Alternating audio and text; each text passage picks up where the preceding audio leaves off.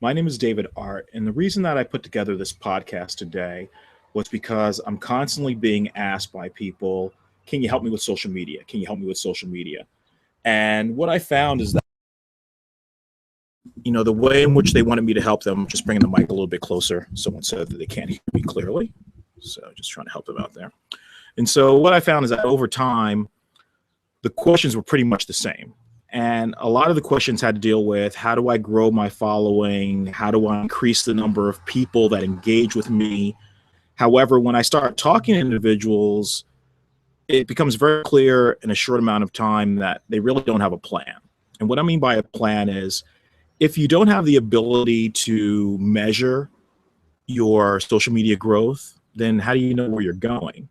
And if you don't have a plan, then how do you know what to measure? And then if you don't have an idea or a theme, then how are you going to develop a plan? So I decided to kind of retrace our steps back and today have a brief conversation about how do you create brand identity. Let's start with one of my clients that I just was working with, a new client. And she initially came to me and said, I want to get sponsorships. A lot of people in the fitness world, that's the first thing they talk about is, how do I go about getting sponsors? How do I court them? And I said, well, what do you really have to offer a sponsor? And she says, well, I'm a fitness professional and I'm going to be on stage a lot. And I said, let's just stop right there. There are dozens of fitness professionals. There are dozens of marketing professionals. There are dozens of sales professionals. There are thousands of camera people, thousands of photographers. How are you really going to differentiate yourself? And if I were to go to your social media property, is your social media property focused and engaged to a following that's going to court a brand? Well, it wasn't, obviously.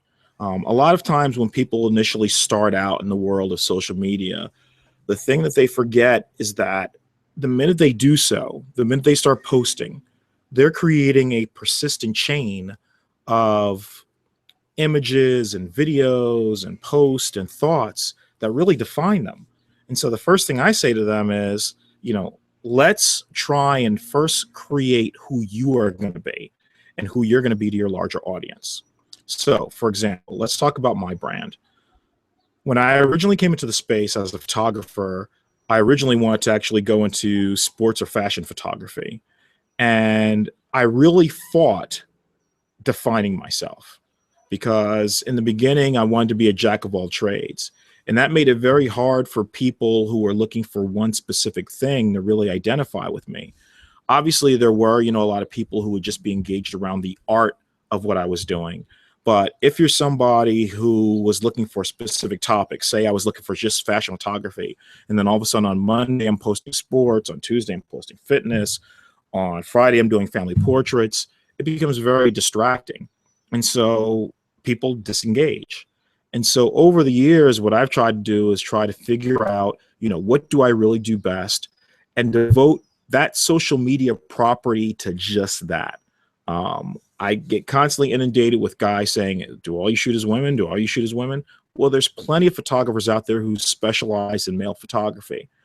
I wanted to make sure that my initial social media property, Real David Art, was really focused around the fact that women would go to it and say, this guy really gets me. He really understands how to photograph women, especially women who are engaged in sports or athletic, and really make them beautiful. Over time, I developed other social media properties that did other things. But if you go specifically to my Real David Art properties, they consistently have the same message, the same dialogue, even so much as color. Color is very, very important when you're establishing your brand. I have a client down in Southern California who's setting up or actually rebranding his personal training property. And the color choice that he made was red on black. Now, while that may be a very masculine color, while it may be a very popular color for men, I said, well, who's the majority of your clientele? And the majority of his clientele are women, a mix of both young women and career women. And studies have already proven that if you take a look at those color choices of red on black, that really doesn't appeal to them. You need a color that is more inviting, that's more feminine, while at the same time is extremely professional. I'm not saying to paint the entire, page pink. Not only is that stereotypical, but it's also something that a large majority of women don't really identify with. And so when we were establishing our color palette, one of the first things that we did is we said, if we're establishing ourselves as the premier brand of fitness, lifestyle, and athletic photography or visual branding, and if we want to appeal to a high level of clientele, what color most identifies with that? And out of the ones that we had to choose from, we chose Tiffany blue. And so when you take a look at both our logo choices or the way in which our web page is laid out, it's done so in a way that's both clean, modern, and still has kind of that luxury feel of that brand. Where do we go from there? Well, once again, when we're taking a look at your social media property, it too must have that consistent brand. Let me actually go online here and kind of show you some of the customers that we're working with and kind of where they started. Let me see if I can share my desktop really quick. Well, it shouldn't be that difficult, I assume. There we go. Screen share. Okay. So I'm going to share my entire screen here. Okay.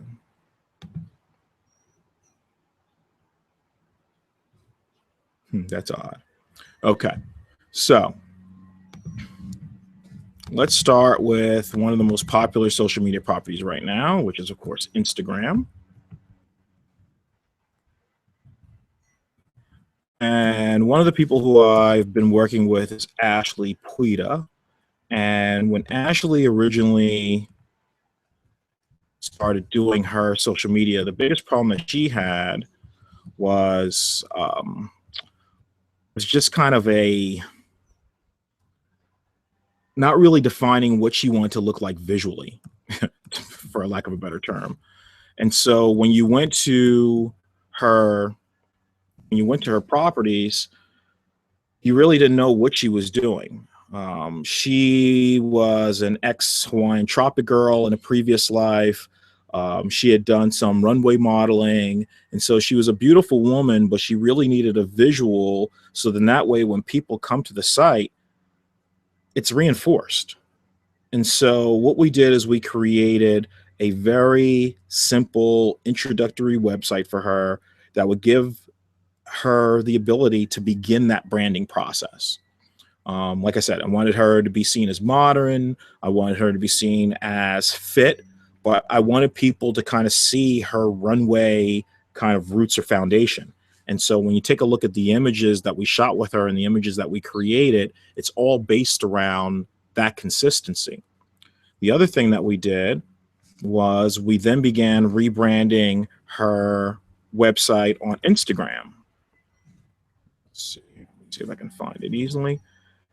And on Instagram, what we wanted to do was I told her professional pictures are awesome, but professional pictures will never, ever, ever beat selfies. I do this for a living, folks. I take a look at, all the different trends, all the different pictures. And while I would love to say, hey, if you really want to build your social media following, all your images should be shot by me, but that's just not the case. Professional imagery validates, it reinforces, it lets people know what you're capable of and that you are a professional.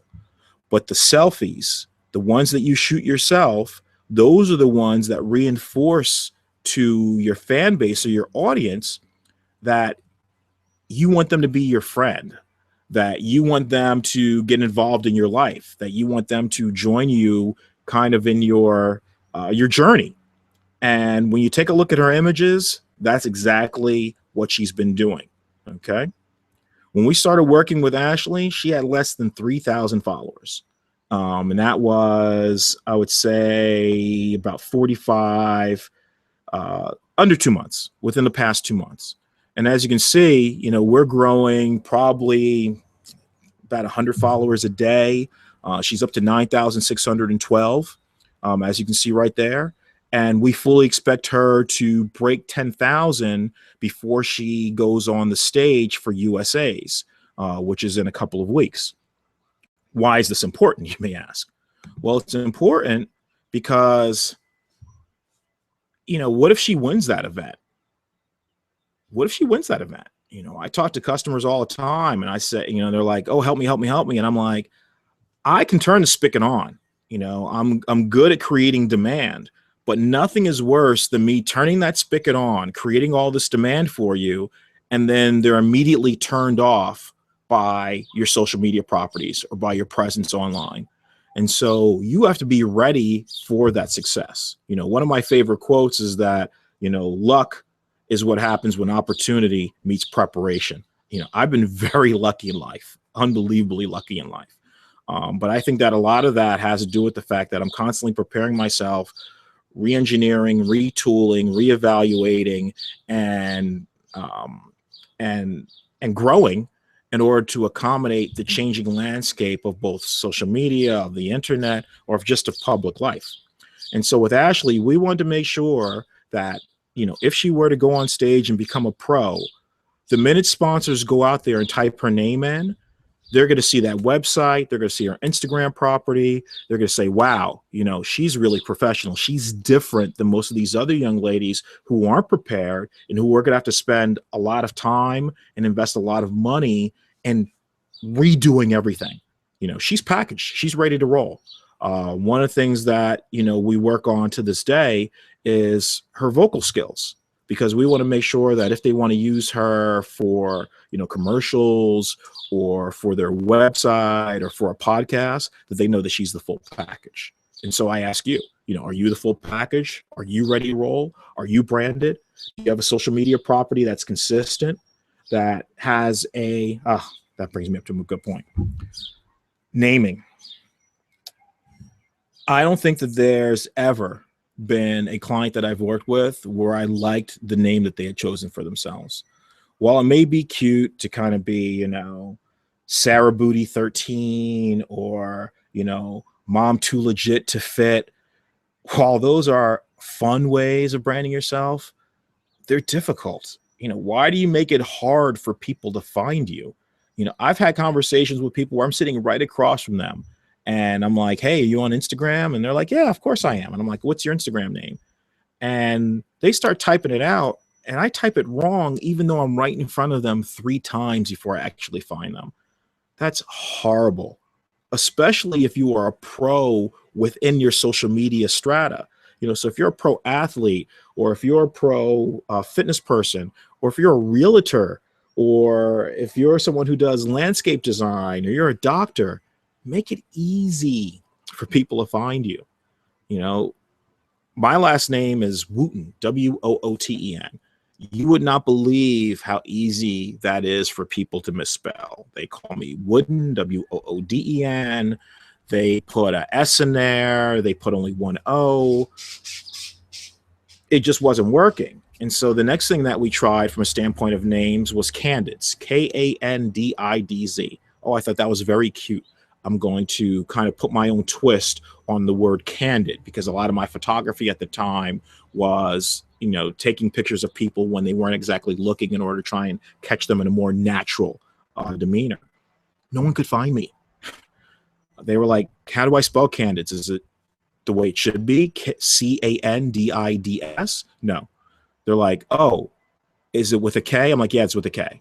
They would put Kandidz, Kandids. And when I started taking a look at some of the analytics, I found that 30% of the people that were finding me using the wrong search term. And then luckily Google was directing some of them to me. How many was I losing? I don't know. Probably a lot of them. But even though I loved the name, even though I thought it was cute and catchy, I realized that it wasn't good for business. And so what I decided to do was to leave off the 2 things that were very difficult for people to grasp and go with David Art. Well, of course, there was already a David Art. There was I believe there was a professor in the Midwest who was not only David Art, but I believe he had a building or something named after him. Well, trying to rank higher than him on Google, using my David art was going to be a very difficult proposition. And so what I decided to do was to use kind of the RDA, the real David art. And so that way it was easy to remember, only 3 words, easy to spell, easy to tell people, and one that I could very rapidly move up the chart, which is why today, if you take a look at my screen name,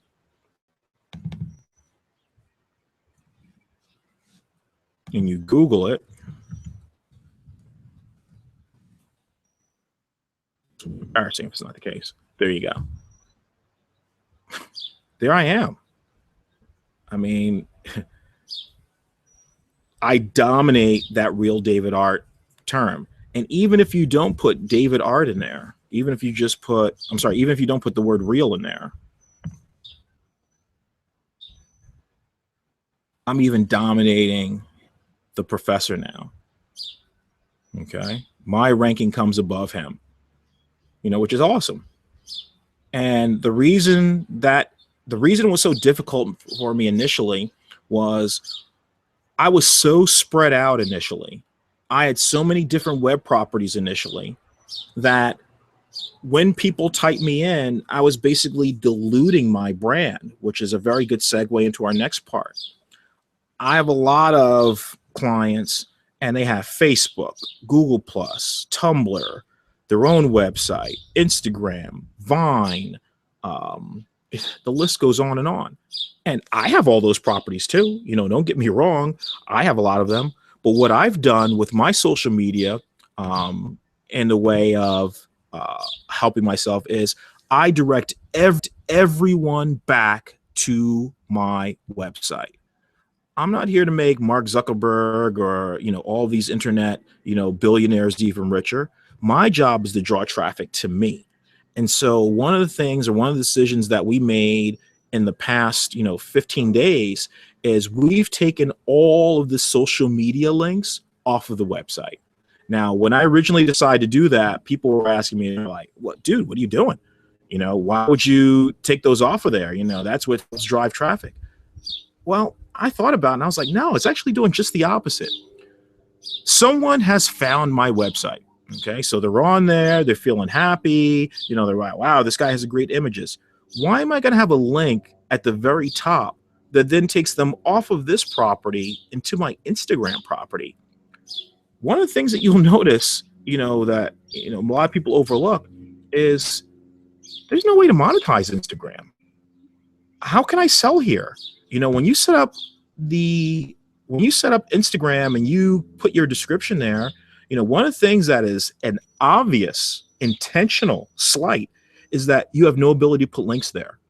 I see people all the time and they're like, oh, I want to sell something, or I want to advertise something, or I want to link somebody back to another website.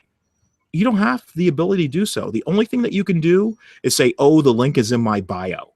And so the person has to leave the picture or whatever they were in, and then you have to put it here. Well, the problem with that is you cannot put an unlimited number of links. You can only put your one link. And so if you put an offer or something that you want someone to buy or take a look at, you then immediately pull them away from your persistent drive to whatever web property is your home base or your headquarters. It's just not set up for that. And like I said, that's intentional. So that being the case, what I want to do is I want people to look through the pictures, and then I want them to come to me and stay there. Because once I have them on my web property, now I have the ability to get them to schedule photo shoots, to browse through my portfolio, to take a look at different news events I have, to see maybe some models that I featured. I have them now on my property. I can control the experience. And that's very important when you are trying to self-brand or create. Okay. So with that said, what do you need to do immediately to begin this journey? The first thing that I say is ruthlessly edit your properties. If you've created a property and the only thing that property is doing is receiving redirects or repost from another property, shut that property down. Shut it down. We're doing the same thing. You know, we've had people where they're like, oh, why are you shutting your Facebook page down? We're just not there. We're just not there. And if we're not going to be on that page every day and we're not going to be creating unique content that's specific to that property, then you're just kind of wasting your time. The engagement is not going to go up. Fans are not going to be enthralled. In fact, they're going to be a little annoyed that all you're doing is reposting, and it's just a waste of time. How do I explain that? If you're on Twitter, if Twitter is your primary social media property, what you're telling people is, I am an endless stream of breaking news. That's why people are on Twitter. They're not there to kind of view your ongoing pictures or your ongoing dialogue with friends. They are on there because they want to be in the know first. And so if you have a series of content that is always extremely relevant and extremely newsworthy, that's probably where you belong. Facebook. Facebook is really about kind of these ongoing family and friend relationships. They're very intimate relationships. And if people think that you're just blasting or that you're just spamming, it is very easy on Facebook for people to say, yeah, I'm still friends with this person, but I don't want to see anything from them. And if they're doing that, then that kind of negates the point. If you have a Facebook fan page set up and you're just reposting on that page, Facebook has done a huge revamp of the way in which your fans. So let's say you already have 10,000 fans and you post something. Well, it used to be the minute you did that, your image or your new posting would pop up in their timeline. That's no longer the case. A very small percentage will find you organically that way. You have to basically buy an ad or do something special for it to pop up in their timeline. So what that means is your fans have to basically be going out there and taking a look and searching for your content. And they're not going to be doing so if all you're basically doing is just reposting from someplace else. Instagram. Instagram is extremely visual. I was just getting on someone, and I'm going to call you out by name, Danielle Eagle. I was just getting on her the other day, and she loves these little memes where she like just types words on a screen. I didn't go to Instagram to read. I go to Instagram to see. It's extremely visual. If you're going to create some type of visual package on Instagram, some type of word package, then you got to step your game up. One of the ones that I really like is the application Over. Over does a great job of kind of providing people with inspiration around their ability to put words on pictures. Obviously, I'm going there right now. Okay. So if you're going to put words into your stream, this is how you have to do it. Now, some of you say, oh, well, I have other friends, you know, who don't do it that way. Da, da, da, da. Well, that might be good for them. They've already differentiated themselves, or they're more than happy with just having 300 followers. But if you're trying to break through, if you're trying to, you know, take it to the next level and really create something fascinating and interesting, you've got to do it better. You've got to raise the bar, raise your game, get your game up. And so if you take a look at Over, these are engaging. These are fun ways of using words on your images. You know, this is somebody who this is somebody who I'd like to see the rest of their work. I mean, this took him a fair amount of time. It may look like it's a fairly simple image, but as you can see, this is well staged, well done, actually. And all the ones that they choose for their feed are these type of really inspirational, well done, well thought out, and well executed use of words on images. So if you're going to live there, if you're going to live on Instagram, this is how it has to be done. What social media property am I forgetting? Well, of course, Vine. I have a lot of people who, and I'm going to put Vine and Snapchat kind of in the same arena. The only difference really between the two is that Vine is persistent. Once you put something on Vine, you're putting it there for all eternity. However, the engagement model is very similar. You know, I find that people who do well on Snapchat do well on Vine, and people who don't do well on Vine don't do well on Snapchat. I have one client, and she thinks that her Snapchat is a place where she wants to have these scripted kind of dialogues. And that's not what people are looking for in Vine. That's not what people are looking for on Instagram. They're looking for spontaneous, sincere sharing. Um, how do I know this? Well, let's take a look at, there's one client that I actually have, and we were creating some new content for them. Um, and the brand that we were working with was a major apparel brand. We sent them all the images and the videos, and they're like, this is a total redo. And I said, what do you mean? They're like, they said, we have no problem paying you for the redo, but some things have changed recently, and we had to change the way in which we brand. It can't be obvious. If people think that you're selling to them, they're going to disengage. And I was like, well, what do you mean by that? They're like, you're doing it traditionally. You're pointing the logos towards the camera. The person is speaking about our brand specifically. It's very obvious that it's a commercial, and people hate that. I said, so what do you want me to do? They said, we just want the person to have the product in the image, but draw little to no attention to it. And that was shocking, because what we found is that the minute we did that, the minute we no longer made the brand the forefront, the minute we stopped selling to people and began just talking to them, engagement quadrupled. The person that I was working with went from 130,000 followers to 800,000 followers in like 8 months.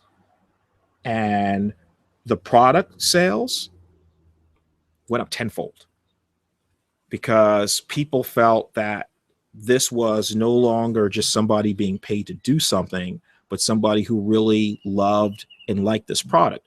Now, in a traditional 30-second or 60-second commercial spot, you have a lot more time to kind of bring that message over. But in a post or a 15-second video, you just don't have time to create that rapport. And so it's really up to you as the, what should we call you, as the spokesperson, to basically make your entire feed or your entire brand kind of have that feel or that essence. Hold on, we have a question. So how many social media properties should I own? That's a great question. My feel is that if you're just starting, be the master of one. Find the place that is going to be your home and make it your home. If it's going to be Instagram, like I said, make it very visual. If it's going to be Facebook, realize that you're going to have a high level of sharing and a high level of personalization. And if it's Twitter, like we said before, you're going to have a lot of new news on there. Once you decide which one of the properties is going to be, I implore you, I beg you, come up with a relevant name that is as simple as possible. If you have a name that's unique, go with it. Grab it as quickly as possible. And if you think that you're going to have other social media properties in the future, I highly recommend that even though you're not going to be on those other social media properties, that you grab that name on each of the other ones. What was the social media that just opened the other day where I grabbed my name? Oh, I can't even remember. But I know that the minute I did it, they were like, hey, you better go over there and grab it immediately. It's left me. I'll actually put it in the show notes later on. But anytime that I hear that there's a new social media property that's gaining momentum or gaining steam, I immediately go over there and grab my name. Because Real David Art is, we spend so much time and so much effort in it in order to create it that I don't want to have to do a rebranding effort across all my properties, especially at this point in time. And I don't have to pay someone to buy my name back, because once people find out that you've got a little bit of momentum, they will buy your name, and then they will charge you to buy it back. Now, at the beginning, it might only be a couple $100s, but if they think that you've got money, they'll extort you. They'll hold your name out there for thousands of dollars, tens of thousands of dollars, $500,000. I heard one person actually paid for their social media name at one point. Once you have the name, please, please, please create a simple, well-defined, well thought out bio. Dane Cook, the comedian, has a great skit in his HBO special in which he talks about people who, especially unfortunately young ladies, who create some of the most bizarre bios you've ever wanted to read in your life. And I invite you to go take a look at it. It's hilarious. But he's very trite. I mean, I get people on there and they're like, oh, the sponsors never called me. And I go to their bio. I'm like, they can't find you. I don't even know what city you reside in. I don't even know if you're on the planet Earth. There's nothing in there to lead me back to you. And then I have some people who use the link, and the link is like to some web property that's like 5 or 10 years old. I had one person, they had an AOL page as their link. AOL? AOL? No, come on, man. Come on, you're killing me. Have a relevant web property. You can set up a WordPress site in like 10 minutes. I mean, it just doesn't make any sense. And, if you're not going to use WordPress, at least use Tumblr. Use something that's relevant, that's meaningful, and that's easy for people to get to. And it can't be, Tumblr 6535. No, come on, man. Take the time to figure out how to give your web property a name. The minute I see somebody with numbers in their Gmail or their email address or their web address, I know they're not serious. There's no way. You can swear to me up and down, oh, well, my name is, Ann Smith, and Ann Smith was already taken. So I took Ann Smith 256, or I took Ann Smith 1970, or I took Ann Smith 13. No. The only way you should have a number in your name is if you're Michael Jordan, you're MJ 23 or you're LeBron 23, where that number is so iconic to who you are that it makes sense. Other than that, it does not spell professional. Now, I'm getting quotes on the side. Oh, well, I've seen it all the time. Well, let's see. Let's take a look really quick. Because last time I looked, it wasn't the case, and I don't believe it's the case now. So take a look at some social media properties and see whether I am incorrect. So let's imagine that you are, I already did LeBron. We know that he's King James. Let's go with Tom Cruise.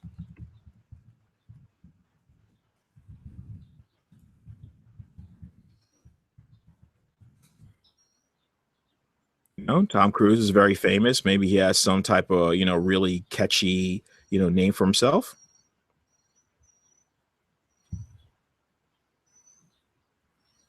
Let's see here.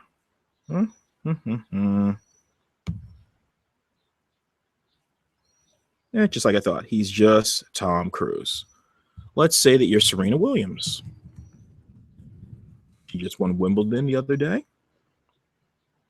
SerenaWilliams.com, not, masteroftennis.com. Let's take a look at her Instagram. Oh, Serena Williams. Let's take a look at her Twitter. Serena Williams. She keeps it easy. She keeps it consistent. Let's take a look at Pharrell. He's in the music industry. Of course, he's kind of come up with some type of creative name for himself. He can do whatever he wants. Pharrell, Instagram. Pharrell Williams is his website. He keeps it simple. Okay, you say, oh, well, they're not really, new age artists. Okay, let's go with, I think it's KWA.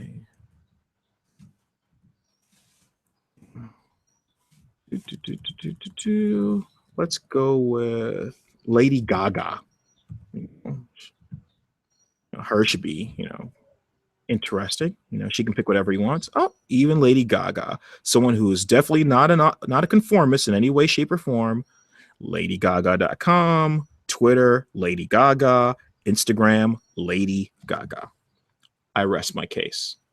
Get rid of those horrible names that you've created for yourself. Keep it simple.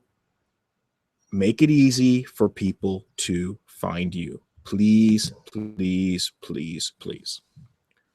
Once you've done that, go through your Instagram and delete post. A lot of you probably have about 40 to 50% of your posts that are totally irrelevant, don't need to be there. Take a look at the number of people who've reacted to it. I'm sure there's a lot of them, they've only got like 5 likes or 15 likes.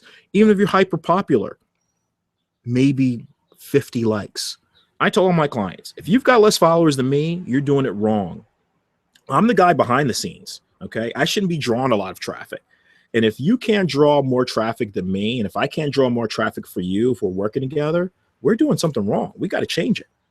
And so I revel in the day when people blow right by me. You know, I remember when I was first working with Wendy Fortino, and her and I were tied, you know, as far as the number of followers. Well, let me see where Wendy's at now.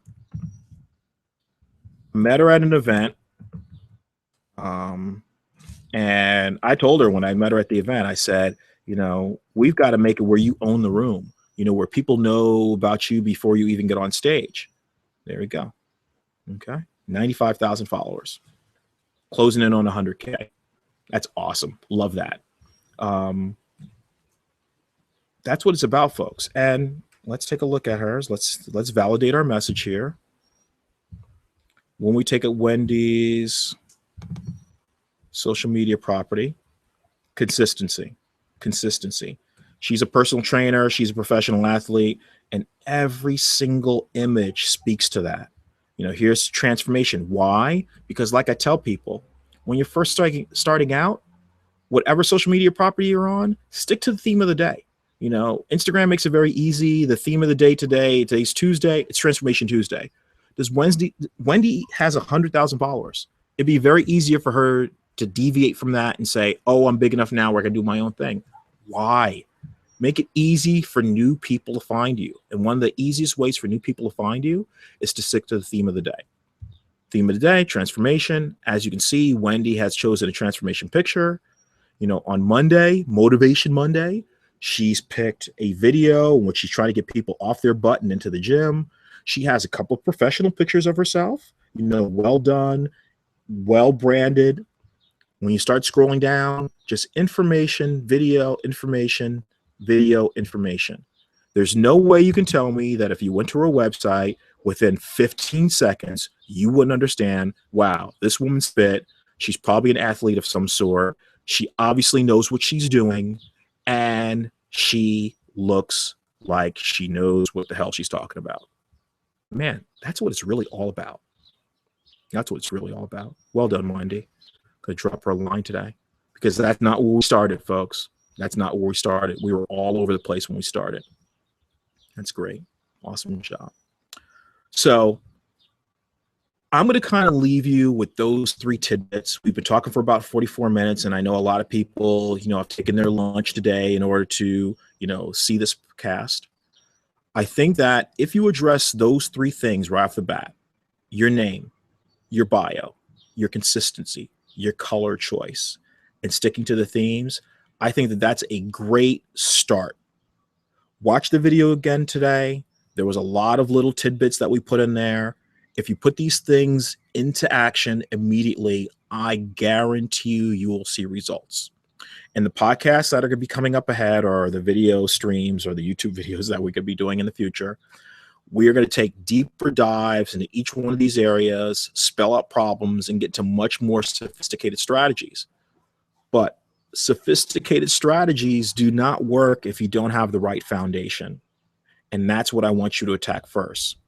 Create a foundation that we can build on, that establishes you as a professional, so then that way we can be ready for success.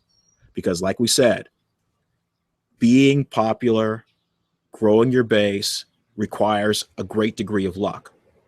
But without that preparation, opportunity is just going to pass you right by. Thank you so much for joining us. Thank you for checking us out in sunny California. And if there's anything I can do specifically to help you, please drop me an email at, is it going to be, you know, joeblow@123456.com? Nope. Send me an email to me@realdavidart.com. Thank you so much, and make it a great day.